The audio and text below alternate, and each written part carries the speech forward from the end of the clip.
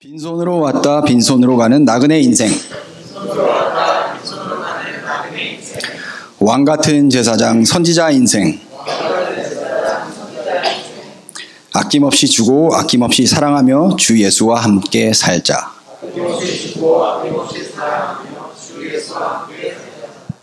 다 같이 기도하시겠습니다.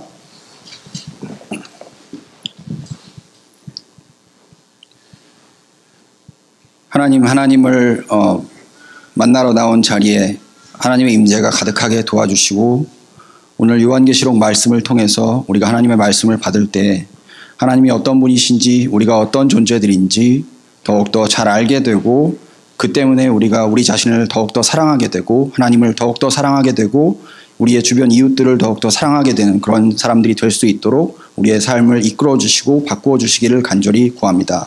주님께서 함께 하실 것을 믿사오며 이 모든 말씀 우리 주 예수 그리스도 이름으로 기도했습니다. 아멘. 네, 오늘 본문의 핵심 주제는 666입니다. 그래서 오늘 설교 제목도 666입니다. 오늘 제가 666을 몇 번이나 말하게 될지 모르겠지만 한 100번 말할 것 같은데, 666은 우리가 살아가는 문화 속에서는 한국이나 미국이나 모두 악마의 상징이 된 지 오래입니다. 그래서 666을 주된 주제로 삼아서 만들어진 영화나 드라마가 꽤나 많습니다. 그 중에 하나가 바로 오맨이라는 공포영화인데요. 1976년 6월 25일에 원작이 개봉했고, 그로부터 30년 뒤인 2006년, 그것도 정확하게 6월 6일에 이 영화의 리메이크작이 개봉했습니다. 저 못 봤는데 혹시 이 영화 보신 분 계신가요? 2006년 6월 6일. 그래요? 별로 재미없다고 그러더라고, 들어보니까. 예. 어쨌거나, 예, 그 원작이 더 재밌대요. 예, 개봉 시점부터, 자, 2006년 6월 6일에 개봉을 했어요. 개봉 시점부터 이 영화는 666을 주제로 하고 있음을 분명히 했습니다. 영화의 줄거리는 부유하고 다복한 외교관인 로버트 손과 그의 아내 캐서린의 가정에 아들이 태어나는 데서부터 시작됩니다. 근데 사탄 숭배자들이 정확히 6월 6일 아침 6시에 악마의 아들인 데미안을 그들의 진짜 아들과 바꿔치기 합니다. 데미안의 정수리에는 666이 새겨져 있고, 여기 새겨져 있고, 그것이 바로 데미안이 악마의 아들이라는 증거입니다. 진짜 아들은 죽임을 당했고, 이 부부는 악마의 아들을 키우게 된 겁니다. 영화는 데미안이 성장하면서 나타나는 여러 가지 불길한 일들을 주제로 펼쳐집니다. 이 영화에서 볼 수 있듯이 666이라는 주제는 두려움을 불러일으키는 주제입니다. 그것은 보통 요한계시록 본문이 말하는 일들이 미래에 일어나게 될지도 모른다는 두려움일 수도 있고, 또 다른 한편으로는 그 일들이 과연 어떤 식으로 일어날 것인지 감을 잡을 수 없다는 데서 비롯된 두려움일 수도 있습니다. 이런 두려움은 사실 요한계시록 본문 자체에서 비롯되었다기보다는 그 본문을 어떻게 읽는 것이 제대로 읽는 것인지 잘 몰랐던 사람들이 그 본문을 읽고 드는 온갖 생각에 추측과 상상력을 동원해서 여러 가지로 자기들이 생각하는 방식으로 꾸며냈기 때문인지도 모르겠습니다. 물론 요한계시록은 어려운 책입니다. 책 자체가 구약 성경을 훤히 알고 있었던 사람들을 독자로 생각하고 쓰여졌기 때문에, 또 특히 구약의 예언서에 나오는 상징을 자주 활용해서 말을 하기 때문에 구약 성경을 그들만큼 자세히 알 수 없고, 거기에 나오는 상징의 의미에 대해서도 익숙하지 않은 우리에게는 이해하기가 쉽지 않은 책이 분명합니다. 자, 그렇다면 요한계시록을 어떻게 읽어야 제대로 읽을 수 있을까요? 사실 요한계시록을 제대로 읽는 방법은 여타의 다른 책을 제대로 읽는 방법과 똑같습니다. 일단 저자가 누구인지 알아야겠죠? 저자는 사도 요한입니다. 그 다음에는 그가 어떤 환경 속에서 어떤 메시지를 누구에게 전하려고 계시록을 썼는지를 이해해야 합니다. 또한 요한계시록의 독자가 어떤 사람들이었는지 알아야 됩니다. 이것은 사실 다른 책들도 마찬가지입니다. 18세기에 쓰여진 책은 18세기 상황을 알아야 제대로 이해가 가능하고, 특히 18세기의 어떤 배경 속에서 누구에게 어떤 메시지를 전하려고 쓰여진 것인지 알아야 되는 것처럼, 요한계시록 또한 왜 그 책이 쓰여졌는지, 누구에게 쓰여진 것인지, 무슨 메시지를 전하려고 한 것인지를 알아야 계시록을 제대로 읽고 이해할 수 있습니다. 그렇다면 우리가 사는 현대 문화에서 종종 사탄과 악마의 상징으로 우리에게 공포와 두려움을 불러일으키는 이 666이라는 숫자는 도대체 요한계시록 13장 본문에서 어떤 메시지를 전달하기 위해서 쓰인 걸까요? 또한 본문의 독자들은 이 666이라는 숫자를 어떻게 받아들이고 이해했을까요? 본문에서 666이라는 이 숫자가 도대체 어떤 의미였는지를 일단 이해하게 되면 과연 그 숫자를 21세기를 살아가는 우리가 어떻게 받아들여야 되는지도 어느 정도는 감을 잡게 됩니다. 하지만 본문에서 그 숫자가 무슨 의미였는지 이해하지 못하면 막연한 두려움에 사로잡혀서 요한계시록이 원래 전하려고 했던 메시지와는 아무 상관없이 우리 마음대로 추측해서 상상의 나래를 펼치게 될지도 모르겠습니다. 그렇기 때문에 오늘 우리는 666이라는 그 숫자, 짐승의 숫자로 불리는 그 숫자가 문맥 속에서 어떤 의미인지를 먼저 추적해 보려고 합니다. 그리고 나면 666이라는 숫자의 주인인 11절에 나오는 그 짐승은 과연 누구를 가리키는지에 대해서도 알 수 있을 것입니다. 그리고 나면 오늘 본문이 21세기를 살아가는 우리에게 어떤 메시지를 전달하고자 하는지에 대해서도 어느 정도 알 수 있게 되지 않을까 합니다. 다시 말씀드리자면 오늘 설교에서 여러분들과 함께 나누려고 하는 것은 크게 세 가지입니다. 첫 번째로 본문 16절에서 18절까지 나오는 666이 도대체 어떤 의미인지를 밝혀내는 것입니다. 두 번째로 16절에서 666이라는 표지를 사람들에게 부여하는 주체인 그 짐승, 11절에서 15절까지 등장하는 이 짐승이 과연 누구를 말하는 것인지에 대해서 생각해 보는 것입니다. 마지막 세 번째로 본문이 666을 통해서 말하고자 했던 바를 과연 21세기를 살고 있는 우리의 삶에서 어떻게 적용할 수 있는지에 대해서 생각해 볼 것입니다.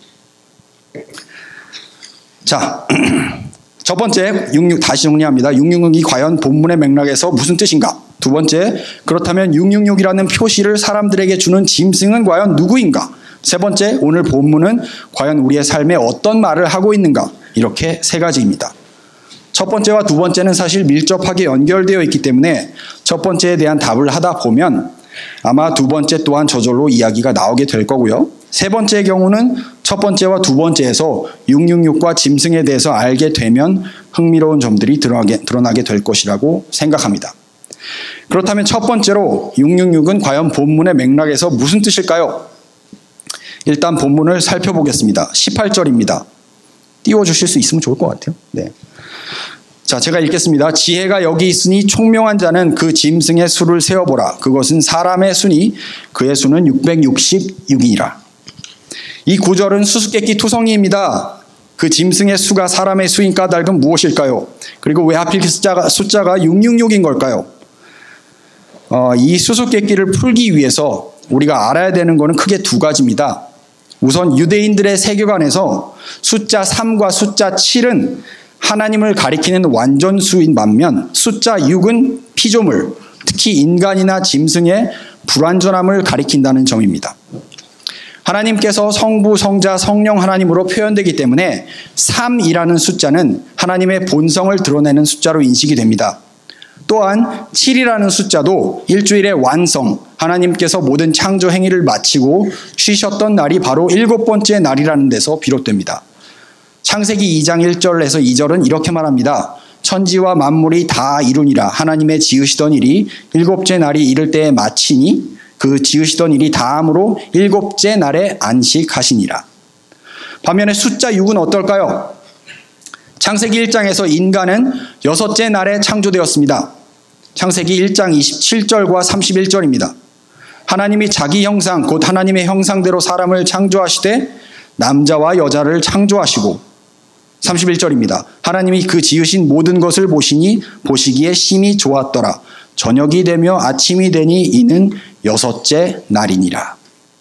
그런데 오늘 우리가 읽고 생각해 볼 요한계시록 본문은 18절은 이렇게 말합니다. 지혜가 여기 있으니 총명 있는 자는 그 짐승의 수를 세어보라. 그 수는 사람의 수니 666이니라. 여기서 6이 3번 나온다는 말은 인간이 하나님을 떠나서 스스로 완전하게 되려고 시도한 것의 상징입니다. 아까 말씀드렸죠. 3이라는 숫자는 완전수이고 하나님께서 새 인격이라는 것 때문에 3이라는 숫자가 완전수로 상징이 된다고요. 6이라는 숫자 자체가 악함을 상징하지는 않습니다. 하지만 그 불완전한 인간이 하나님을 떠나서 6 3번 나오는 것처럼 스스로 완전해지고자 할 때 그는 결국 사탄이나 악마와 같은 존재가 될 수밖에 없다는 것입니다.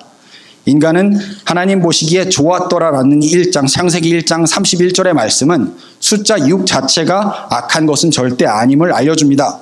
모든 피조계는 선하기 때문입니다. 그래서 디모데전서 4장 4절은 이렇게 말합니다. 하나님의 지으신 모든 것이 선함에 감사함으로 받으면 버릴 것이 없나니. 하지만 그럼에도 불구하고 하나님을 떠나서 스스로 완전해지려고 하면 악하게 될 수밖에 없습니다.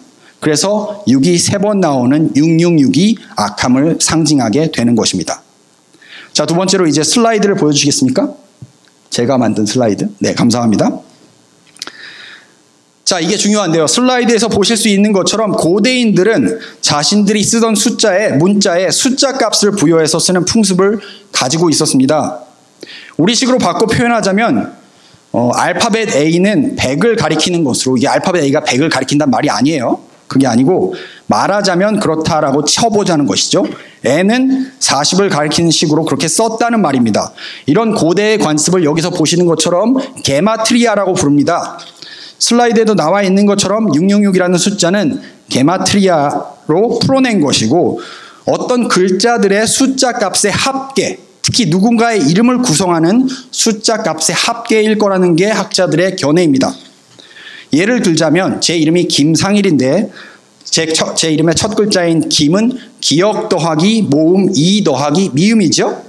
그러면 기역이 어떤 특정한 숫자를 가리킬 수 있고 모음 2가 또 어떤 특정한 숫자를 가리킬 수 있고 또 미음이 어떤 특정한 숫자를 가리킬 수 있는데 그 숫자들이 뭔지를 알면 그 숫자들을 다 더했을 때 어떤 숫자가 나오는지 알므로써 그게 누구를 가리키는지 알 수 있었다는 것입니다. 이게 게마트리아라고 하는 것인데 흥미롭게도 기독교를 최초로 박해한 황제인 네로의 이름을 구성하는 글자들을 모두 더하면 666이 나옵니다. 보이시죠? 자, 이게 왼쪽이 히브리어고 오른쪽이 헬라어인데 히브리어는 오른쪽에서 왼쪽으로 읽어야 돼요. 왼쪽에서 오른쪽이 아니라 그래서 맨 그 히브리어 잠깐만요. 눈 보이시죠? 눈. 거기에 눈이라는 그 글자인데 눈이 가리키는 숫자가 50이에요. 아시겠죠? 50이고 그 다음에 나오는 글자가 레시라는 글자인데 그게 가리키는 숫자가 200이고 그 다음에 바브라는 거가 나오고 눈이 또 나오고 그 다음에 코프라는 글자가 나와요. 그리고 사맥이라는 글자가 나오고 레시라는 글자가 또 나오는데 그거를 다 더하면 666이라는 거죠. 아시겠죠? 그래서 그거를 헬라어로 바꾸면 네론 카이사르 이렇게 된다는 거예요. 그래서 이걸 다 더해봤더니 666이 되더라는 말이죠. 그래서 결국 666은 누구를 가리키는 거냐? 앞으로 다가올 EU의 세계 대통령이나 뭐 도널드 트럼프라든지 뭐 히틀러라든지 이런 사람을 가리키는 게 아니고 그게 아니고요. 요한계시록 13장의 본문의 맥락을 잘 살펴보면 666은 우리가 사는 21세기보다 더 먼 미래에 다가올 어떤 난폭한 지도자가 사탄의 메신저가 돼서 신앙인들을 핍박하고 괴롭힐 거라는 말이 아니고 누군가가 말하듯이 유럽연합이나 유엔의 새로운 지도자가 세계를 통치할 대통령이 되어서 교회를 핍박하고 기독교인들을 탄압할 거라는 말도 아닙니다. 계시록 본문의 666은 그런 뜬소문하고는 아무 관련이 없고요. 그런데 그런 일이 일어날 수 있긴 한데 근데 요한계시록의 666 본문을 가지고 그렇게 얘기하는 거는 아무런 성경적인 근거도 없다라는 사실을 우리가 알아야 한다는 거죠. 그렇기 때문에 11절에 나오는 짐승 11절 잠깐 보여주실래요? 네. 11절에 짐승이 나오죠. 11절에 나오는 짐승은 악마나 사탄 그 자체가 아니라 바로 로마의 황제인 네로 황제를 가리키는 말이라는 것도 알 수가 있는 겁니다. 왜냐하면 그 짐승의 숫자가 666이라고 한다면 그리고 666이 네로 황제를 가리키는 것이라면 결국 그 짐승은 네로 황제 자신이 될 것이기 때문입니다. 이렇게 666에 대한 답이 풀리면 우리가 두 번째로 알고자 했던 11절에 나오는 짐승에 대한 답도 자연스럽게 풀립니다. 그 답은 바로 이미 말한 대로 네로 황제였다는 것입니다. 근데 그렇다면 왜 굳이 사도 요한은 요한계시록의 저자가 사도 요한이죠. 네로 황제를 짐승이라고 부른 것일까요? 이 질문에 대해서 요한계시록 전문가인 이필찬 교수는 이렇게 말합니다. 왜 네로 황제를 짐승으로 폭력성 있는 존재로 등장시킬까? 이 당시 네로는 기독교를 공식적으로 핍박한 최초의 로마 황제이다. 그래서 그리스도인들에게 네로 황제에 대한 트라우마가 있다. 물론 요한계시록 기록 당시 네로 황제는 사망하고 존재하지 않았다. 네로 황제는 60년 중반에 살해되었다고 알려져 있고 요한계시록은 95년에서 96년경에 기록된 것으로 알려져 있다. 30년 정도 차이가 있는데 그럼에도 불구하고 네로 황제를 기독교 성도들을 핍박하는 폭력성 있는 존재의 모델로 등장시키는 것은 기독교인들에게 네로에 대한 깊은 상처가 있기 때문이다. 이게 이필찬 교수가 얘기하는 겁니다. 이필찬 교수가 말하는 것처럼 그 당시 네로의 기독교인들에 대한 핍박은 엄청났다고 합니다. 심지어 네로는 기독교인들을 그들이 섬기고 충성을 다했던 예수 그리스도처럼 십자가에 못 박아서 매달아 놓고는 저녁이 되면 십자가에 불을 붙여서 사람들을 산채로 태워 죽이기도 했다고 전해집니다. 그도 그럴 것이 당시 로마 제국은 다신교를 믿고 있었고 그 정점에 황제 숭배가 있었는데 네로 황제를 숭배하는 것이지요. 신처럼 네로는 스스로 신이라고 불렀습니다. 자기를. 기독교인들은 그 모든 다신 숭배를 거부하고 심지어 황제 숭배조차도 거부하고 오직 예수 그리스도만이 유일한 왕이며 임금이라고 주장했기 때문입니다. 말하자면 계시록 본문에서 네로 황제의 이름을 666이라고 불렀던 까닭은 그가 기독교인들을 잔인하게 핍박했던 최초의 황제였기 때문입니다. 그렇지만 이필찬 교수의 말을 들으면서 생기는 의문은 그가 언급한 대로 요한계시록이 95년에서 96년 정도에 쓰여진 책이었고 네로 황제가 60년대 중반에 살해된 거라고 한다면 왜 굳이 네로 황제를 짐승이라고 불렀는지에 관한 것입니다. 이미 죽은 지 30년이나 된 사람인데 30년이나 지나서 굳이 다시 그가 했던 핍박들에 대해서 기록까지 하면서 생각할 필요가 있었을까라는 질문은 충분히 던져볼 수 있는 질문이기 때문입니다.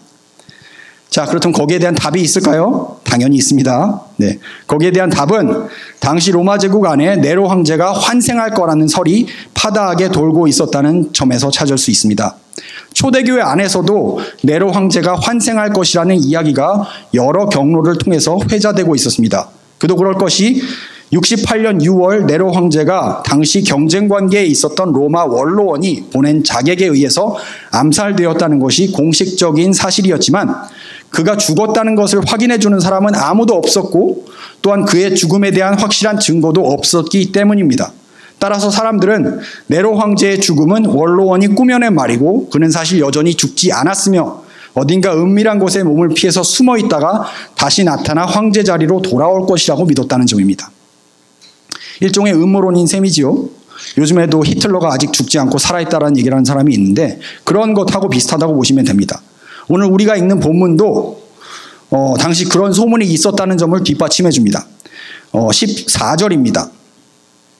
제가 읽겠습니다. 짐승 앞에서 받은 바 이적을 행함으로 땅에 거하는 자들을 미혹하며 땅에 거하는 자들에게 이르기를 칼에 상하였다가 살아난 짐승을 위하여 우상을 만들라 하더라.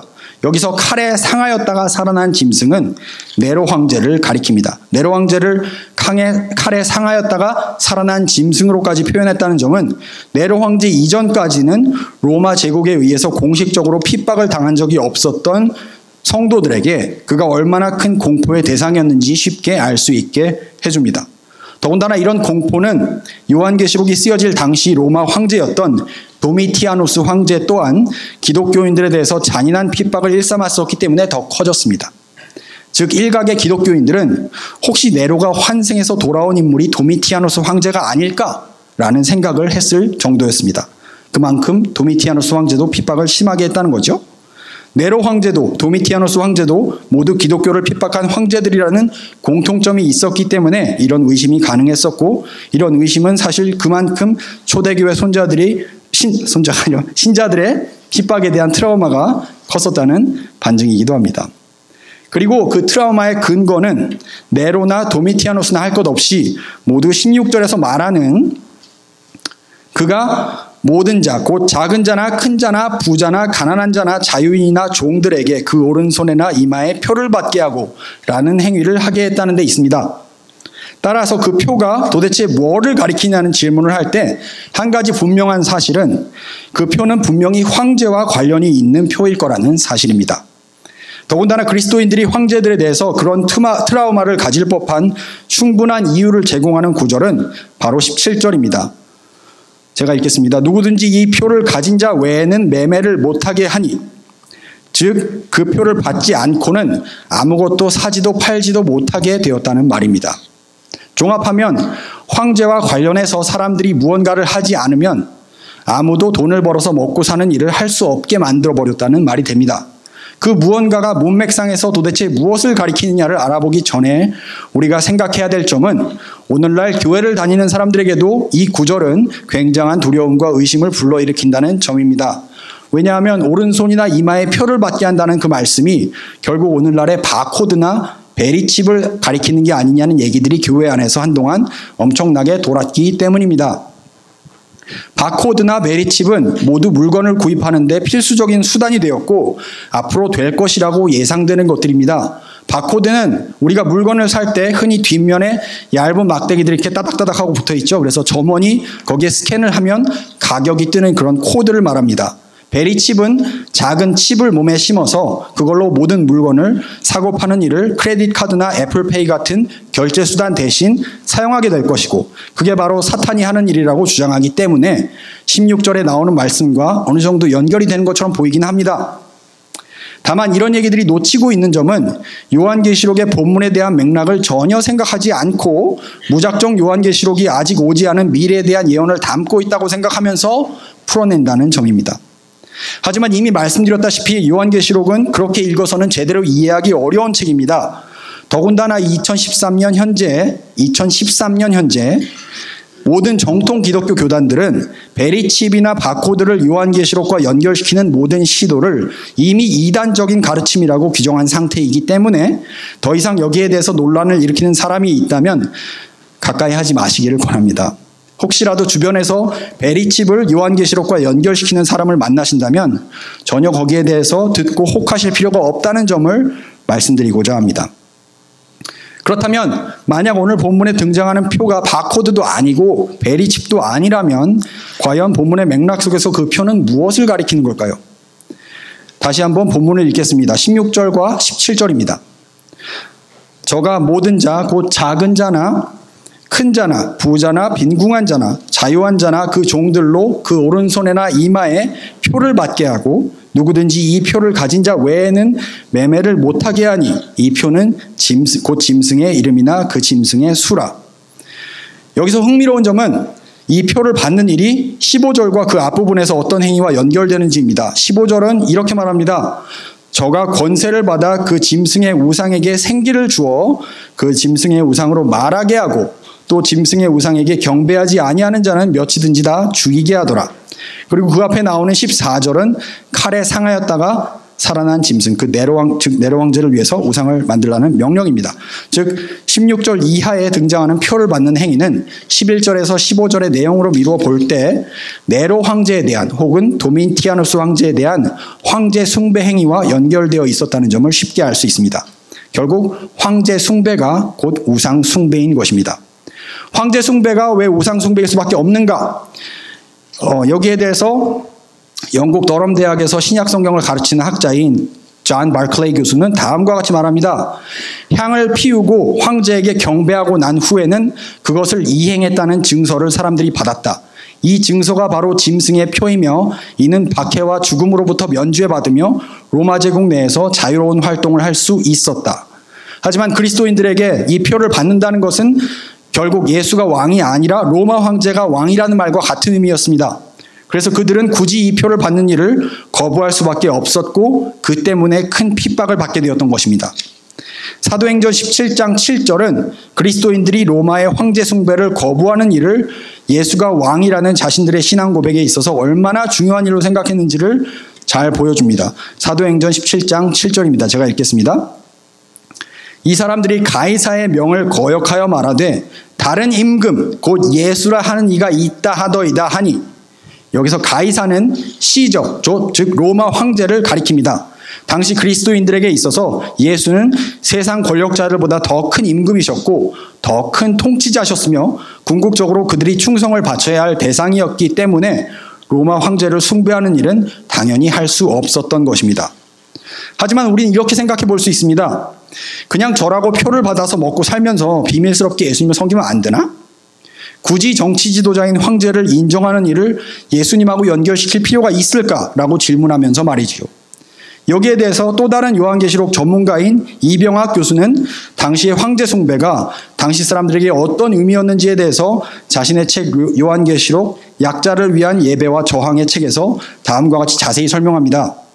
충성과 예배는 서로 밀접하게 연결된다. 예배는 충성을 통해서 표현된다. 고대 로마 제국 시대에 살았던 사람들은 로마와 로마 황제에 대한 충성을 증명하려고 신전에 가서 황제를 예배했다. 로마의 황제들은 자신들을 신으로 자처했는데 가령 네로 황제는 자신을 태양신 아폴론과 동일시하는 거대한 동상을 로마에 세웠고 도미티아누스 황제는 자신을 위한 거대한 동상을 소아시아 지역의 대도시인 에베소의 신전에 세웠다. 황제 숭배는 로마 황제와 제국에 대한 그들의 충성의 표현으로서 로마 제국의 지배를 받는 속국의 왕들은 피보호자로서 그들의 보호자인 로마 황제를 아련하고 그를 신이라고 고백하며 예배함으로써 은혜를 베풀어준 황제와 제국에 대한 그들의 충성을 증명했다. 황제 숭배는 로마 황제를 신으로 고백하고 세계의 주인으로 인정하며 그에게 감사하고 충성을 맹세하는 예배의식이었다. 그런데 이러한 상황에서 요한은 하늘의 예배에 대한 환상을 보게 된 것이다. 그리고 그 하늘의 예배에 대한 환상이 요한계시록 4장에서부터 나옵니다. 한번 읽어보시기 바랍니다. 어떤 예배였는지. 그래서 그 황제 숭배와 하나님을 예배하는 것이 딱 이렇게 정반대가 되는 것이죠. 이렇게 보면 왜 본문에서 우상 숭배라는 말이 계속해서 등장하는지가 이해됩니다. 계속해서 우상이란 말이 등장하죠. 15절은 이렇게 말합니다. 저가 권세를 받아 그 짐승의 우상에게 생기를 주어 그 짐승의 우상으로 말하게 하고 또 짐승의 우상에게 경배하지 아니하는 자는 몇이든지 다 죽이게 하더라. 결국 이 말은 그 당시 그리스도인들이 황제 숭배를 쉽게 받아들일 수 없었던 까닭은 결국 황제 숭배를 받아들인다는 말은 자신들의 그리스도인으로서의 정체성을 부인하는 꼴이 되기 때문입니다.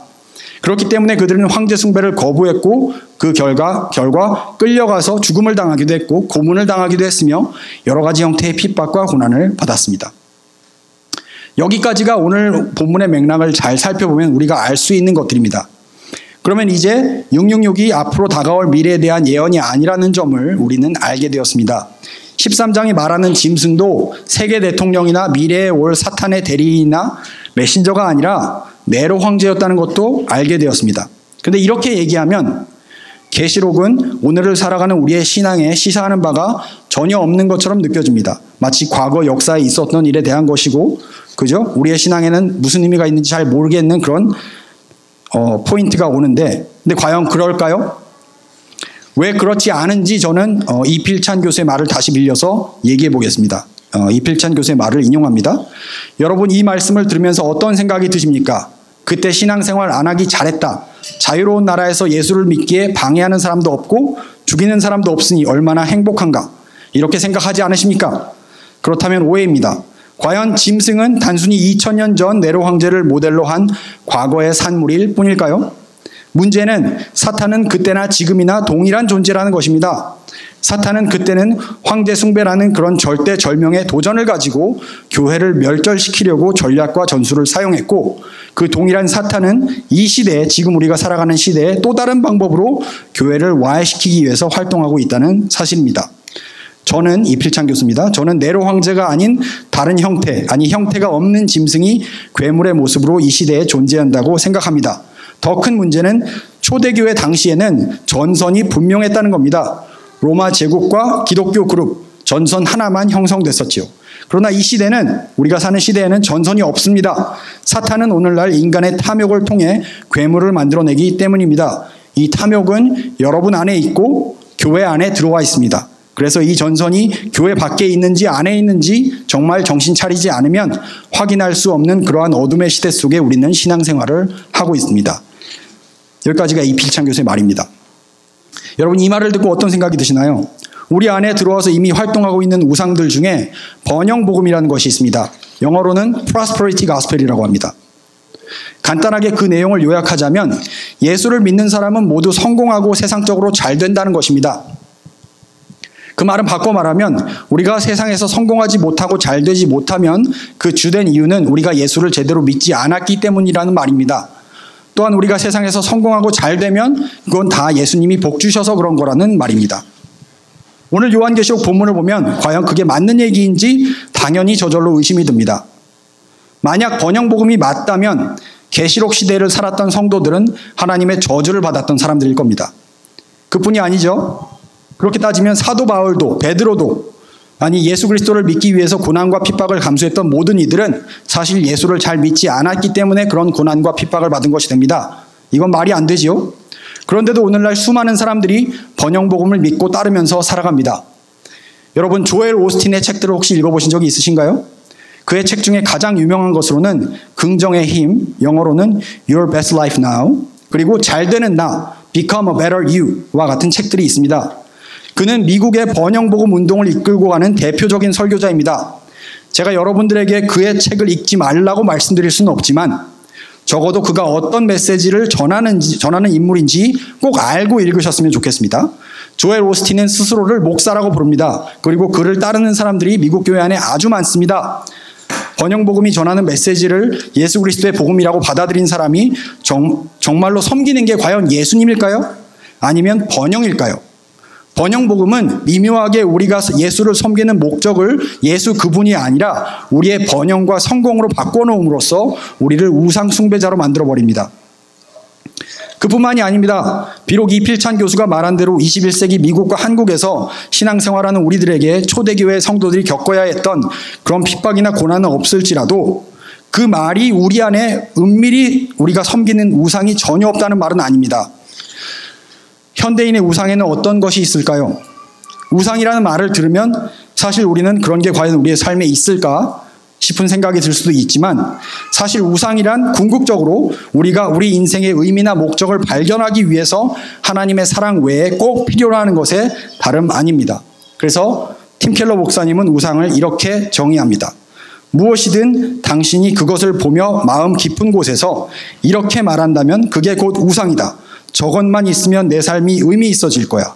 나도 가치 있는 사람이 될 거야. 내가 중요해지고 안정감이 들 거야.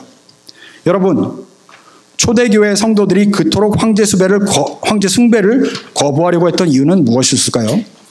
그것은 황제 숭배가 성도들로 하여금 너희에게 꼭 필요한 건 예수가 아니야. 하나님도 아니야. 황제인 나야. 내가 너희가 필요로 하는 모든 것들을 공급해 주. 내가 있어야 너희가 먹고 살 수 있고 내가 있기 때문에 너희는 로마 제국이 주는 모든 특권을 누리고 있는 거야. 하나님이나 예수님은 그냥 허울뿐인 왕이라고 고백하고 나에게 무릎 꿇고 엎드려 라고 말하게 하려 했기 때문입니다. 이렇게 생각해 보면 오늘날 우리에게 과연 우상이 무엇인지 생각해 보기가 제 생각에는 좀 더 쉬워지는데 여러분들은 어떠신지 모르겠습니다. 오늘 내 마음속에서 여러분들 마음속에서 나는 이게 있어야 살아갈 수 있어. 너는 이게 있어야 살아갈 수 있어라고 우리를 압박해오는 것들. 그게 없으면 우리 마음이 불안해지고 두려움에 떨게 만들고 심지어 심하면 우리로 하여금 삶의 의미를 잃게 만드는 것들은 무엇이 있을까요? 자, 이렇게 얘기하면 이해하기 어려울 수도 있으니까 제가 예를 들어보겠습니다. 수능을 치르고 혹은 SAT를 치르고 그 결과에 실망한 수험생이 자살합니다. 왜일까요? 그 수험생에게는 수능시험 결과가 얼마나 잘 나오느냐에 자신의 인생 전부가 걸려있기 때문입니다. 그 순간 그에게는 좋은 수능시험 결과가 인생의 모든 것이기 때문입니다. 그 학생에게 수능시험 점수가 좋지 않다는 말은 혹은 SAT 점수가 좋지 않다는 말은 어떻게 들릴까요? 난 좋은 수능시험 점수가 있어야 살아갈 수 있는데 이게 사라졌으니 난 살아갈 이유가 없네 라고 들리기 때문에 삶의 이유가 사라져서 자살하게 된다는 것입니다. 왜 수많은 여성들이 여자는 몸매가 예쁘고 외모도 탁월해야 한다는 압박에 못 이겨서 다이어트와 외모를 가꾸는데 돈을 쏟아붓다가 결국 거식증이나 대식증 같은 섭식장애에 걸릴까요? 예쁜 몸매와 탁월한 외모가 자신의 삶의 의미를 결정지을 정도로 중요하게 작동하기 때문입니다. 왜 사람들이 돈 때문에 다른 사람을 해치는지까지 마다하지 않습니까? 왜 돈 때문에 귀한 하나님의 형상으로 지음받은 사람을 속이고 해를 끼치고 거기에 아랑곳하지 않고 더 돈을 추구합니까? 그들에게는 돈이 있어야 삶의 의미가 있기 때문입니다.